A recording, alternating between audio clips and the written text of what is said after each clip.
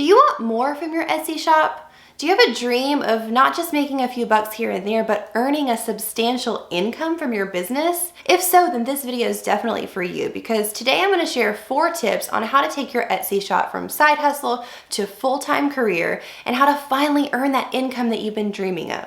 Coming up.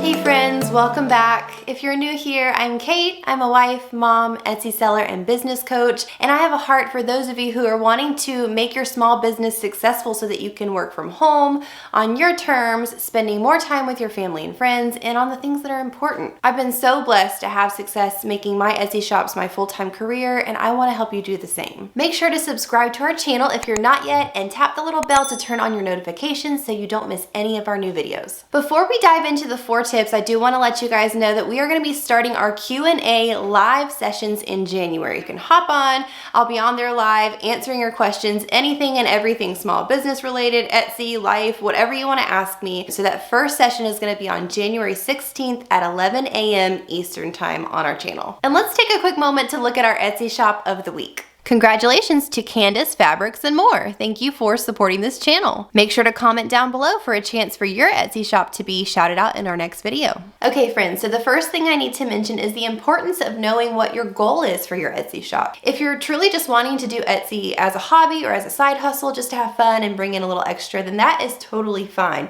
But the strategies in this video may not be applicable for you in that situation. These are more in-depth strategies for the person that's looking to make Etsy their full-time income, to maybe replace a full-time job they have, or to really earn a substantial amount of income. And with that said, let's look at the first tip, which is to control your costs. I've heard it said that you don't make money on what you sell, you make money on what you buy. And I think there's some truth to this quote. Of course you make money by what you sell, but this is talking about controlling your supply and material costs. So I see far too many people starting an Etsy shop and wanting to be an Etsy seller and not doing enough research on wholesalers or how to buy materials in bulk and those kind of things that really could cut their costs in the beginning to give them a larger profit margin. Of course, you could always raise your price on your item, which sometimes is necessary, but why raise your price if you could cut the cost of the materials to begin with? So I encourage you to do your research to find wholesalers and suppliers that offer a really great bulk discount so that you're getting your materials as cost effectively as possible. If you're doing everything right with your SEO and your photography and your listings, the sales will come as long as you have a great product, but thinking about how to cut your costs in this way will help your profit margins to be higher. Pricing your items correctly also goes into this. So you need to know what an hour of your time is worth. Think about how much you want to make for an hour of your time working and make sure that your pricing of your items reflects this. If you're selling a product that you can't price in a way that reflects this, then I would encourage you to find a different supplier so that you can cut costs on your materials and supplies, or even consider selling a different type of product. Make sure to take into consideration that if you're selling smaller, less expensive items, you're going to have a smaller profit margin per sale, which means that you're going to have to up your quantity and have a large number of sales to add up to the amount that you're wanting to make. This is fine if you're confident that you can eventually build up to that large quantity, but just take that into consideration when you're choosing your product type. One thing you also need to do is make sure that you're keeping track of every single expense. If you don't have a good bookkeeping system, then you're probably going to be losing money in ways that you don't even realize, which I did in the beginning when I wasn't keeping very good records of the things I was spending, and I wasn't really taking into account taxes and fees and the things that are not like upfront costs, but they will come out of your bank account at some point. So I encourage you to go through and write down all of the expenses and fees that you can think of: your supply costs, your material costs, estimated taxes, your Etsy fees, anything you want to spend on marketing, shipping cost, anything you can think of, and make sure that you're keeping a record of all of that and building all of those costs into your pricing. We use QuickBooks, which is a pretty easy way to keep track of everything that's coming out of your account so you can see your expenses, and that way when you're pricing a new product, you know exactly what to build into the cost. All right, let's move on to tip number 2, which is to invest in your business. There's really no shortcut here. If you want to grow, you're going to have to be putting money back into your business. This could be a sacrifice of money, money, time, effort. This means that you'll probably have to be making some sacrifices now to ensure your success later. You're gonna need to make a plan for how you'll do this. So I suggest sitting down and making a list of the things that you may need in the next year or two that could move your business forward. It could be anything from tools and equipment to maybe hiring someone to help you, an employee, or a storage space or a storage unit. But you'll need to just make a list of the things that would require a little bit more of an investment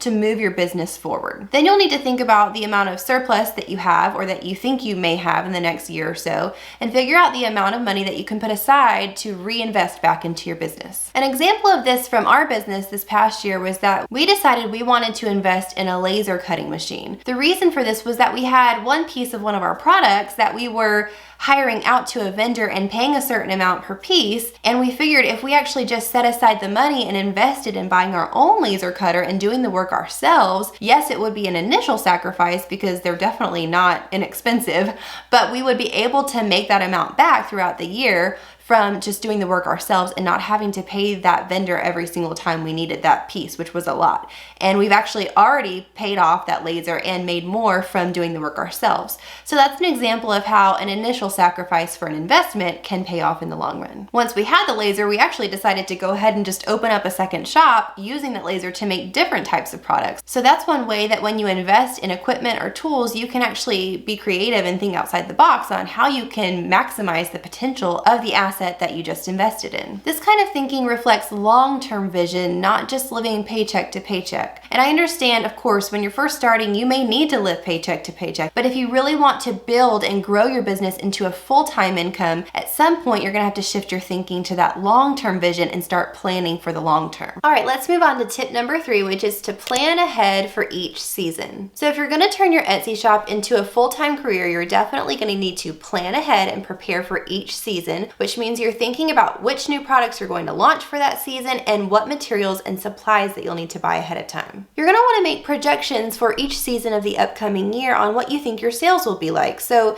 if you've been on Etsy for a while, you can use your previous sales trends. And if you haven't been on Etsy that long, then just estimate to the best of your ability what you think your sales will be like. So that'll inform your decisions on buying supplies ahead of time and even pre-making certain items, whichever ones you think are the most popular items that will sell really well. It's a great idea ahead of time to pre-make and stock up on all of those things. This way you're prepared and you can launch that product at the perfect time to ride that wave for the season. We actually just had our most successful month ever selling on Etsy, which was crazy, and we made a video about it. If you're interested, I'll link it on the YouTube card here. But the reason I think we were so successful when that demand hit for Christmas was because we had prepared ahead of time. We had bought all the supplies we thought we'd need. We had even made some of that product ahead of time that we knew was going to be the best seller, so that when the demand hit, we were able to keep up. Now, I will say there's a balance to buying supplies ahead of time and stocking up because you don't want to end up with a bunch of supplies that you're not going to use. But if you don't prepare ahead of time, you're likely to get stuck when the rush and the demand hit. So you have to kind of balance the risk and reward and figure out what's the right amount that you should buy ahead of time. One thing that successful Etsy sellers have is the ability to stay flexible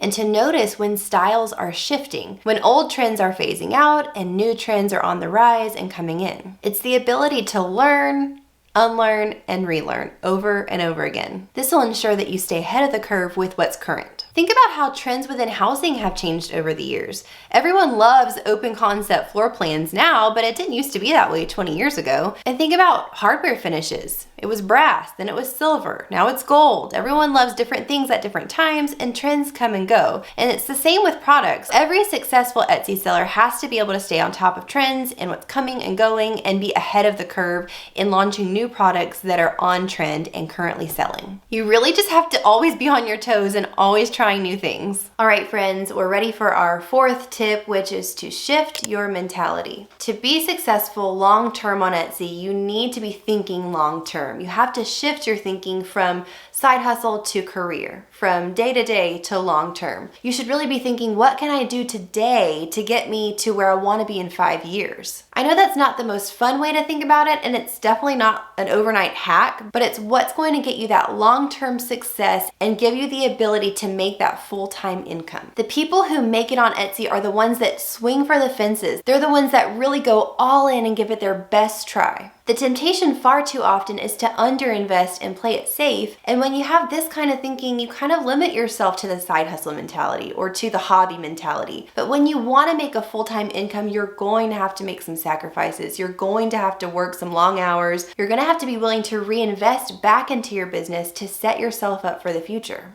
No matter what today looks like, even if you don't make a sale today, even if there's no fruit of your labor seen today, know that every baby step you take, each listing that you make better, is building the foundation for you to have that success in the future, and that it will come if you're patient and you persevere. I hope you found value in this video, and if you did, will you give it a thumbs up for me? That is a huge help to me. And also, if you're interested in watching our other Etsy videos, click or tap the square on the screen right now, and that'll take you to our Etsy playlist with lots of other tips and tricks and strategies for growing your Etsy business. We'll see you next time.